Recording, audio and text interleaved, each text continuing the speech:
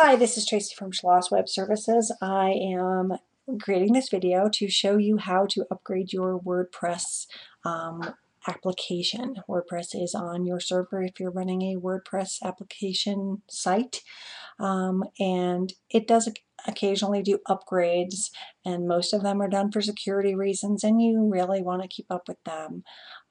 So what I would recommend is when you log into your dashboard, into your WordPress, you'll be on the dashboard right here. If there's a big giant yellow bar across the top, it'll indicate that you need to upgrade and say please update now.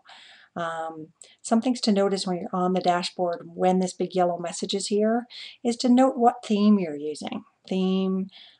And here's the version of that I have currently. So I am only on this particular application, I'm only one version back, 3.3, and then they add the extra one. The next one will be 3.3.2 if it's a small little fix and changes like that.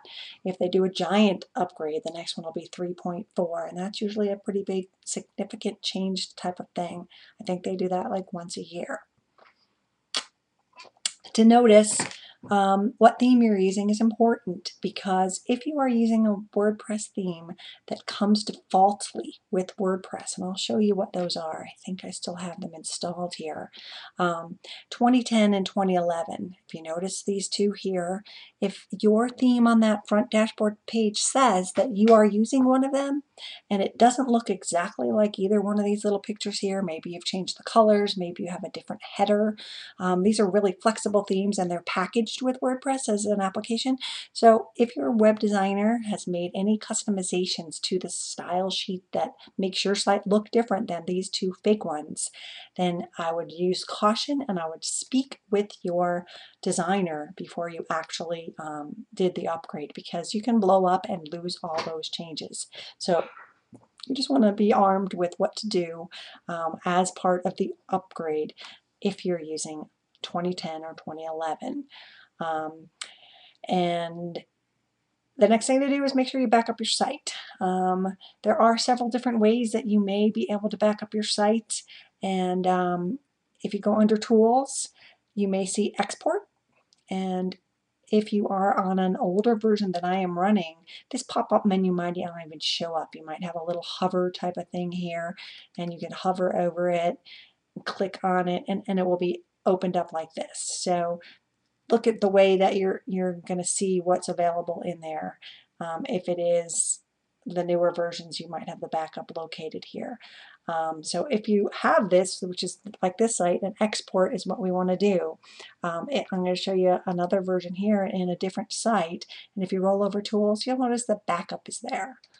I'm very excited that I'm going to have this backup function when I update this site that we were just looking at, because we can back up not only the WordPress tables, but we will actually be doing this section over here, which backs up all the different plugin tables, the calendar for these people, contact form, testimonials, and this is next gen gallery. So, you know, it's kind of nice to know that you can upload all that and save it, but if you don't have that backup as an option yet because you haven't gone to the right version or the latest version of WordPress, you're just going to see this export button.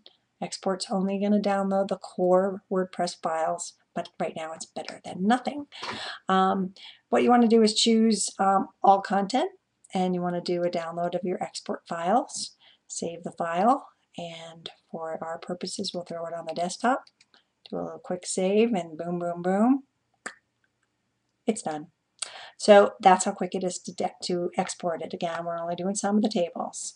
From that point, we would go up to your updates here, or you can click the link on top that's big and yellow. And again, they're going to give you a warning. Before updating this, back up your database and files. If we click on that, that's going to give us directions on how to do it. But we already just did it as much as we can with this particular site. There's two things you can do. You can download it, which means you'd have to manually install it. Ew.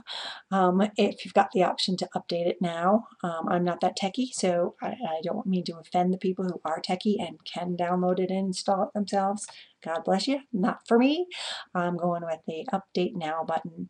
And now that we've got it updated, we're just going to hit this update now button. It shouldn't take very long, but what does happen, if you notice this, is they're going to actually put our site into a kind of limbo. If it was a big update and you're going from 3.0 to 3.3, it might take, 3 or 4 minutes. They'll put your site into a sort of maintenance mode. So if someone actually gets in there, they'll say, hey, we're closed for maintenance, come back later. And then when you get here, they're actually now telling us all the different things that were changed in this particular version. So we've got the easier uploading, we've got the dashboard is changed, and that means the menus and the pop-ups that we were just talking about. And then they've got some nice little pop-ups that you can enable or disable when you get annoyed with them. But these are some of the things that this particular upgrade did, and we hit home and you are updated.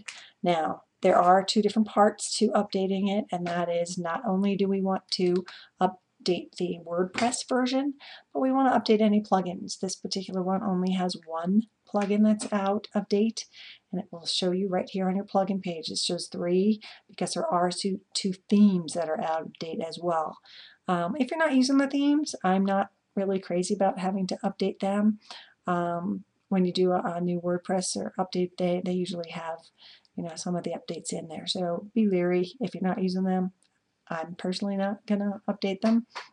But I always update the plugins. So if it was lots of them here, you could hit select all, and all of them would be there. And then you hit update plugins.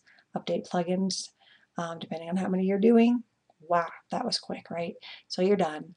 Return to plugins page or return back to your WordPress dashboard, and you are done with your upgrade. So the key is to, after you've looked at this and you've had the upgrade done, open a tab and look at the website and make sure that you didn't blow anything up, because a lot of times you will see that, oh gosh, I'm missing a widget or something is gone. So I would recommend that you look at your site carefully. Click around, look at the different pages.